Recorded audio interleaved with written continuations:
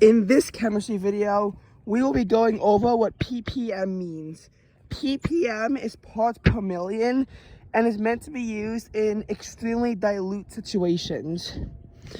ppm is most often used with air pollutants because small amounts, very small amounts, can lead to human illness and even death, and we want to make it clear about how important this is.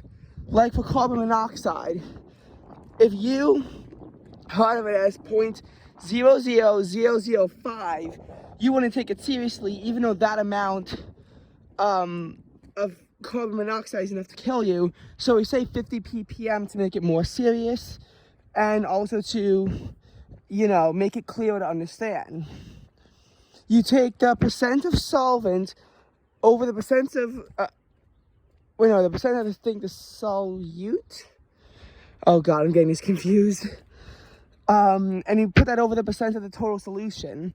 In theory, if you're only given the mass of the solvent, and I think the solute was being dissolved, if you're only given the mass of the solvent, you need to add the mass of the solute for the denominator, and you still need to do that on a part 2 question if you're given ppm, but on a part 1, you won't need to do this. This won't seriously change your answer because the amount of solute has to be negligible if ppm is going to be used.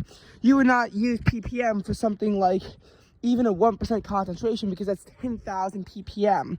Parts per million has to be exceptionally dilute, and it's kind of like percent composition, except instead of multiplying by 100%, you multiply by 1,000,000 at the end, because that is really what the big difference of all of this is. ppm is actually pretty easy, unlike some of the other molality and molality calculations. Those calculations can actually be quite difficult to do, but ppm is easy.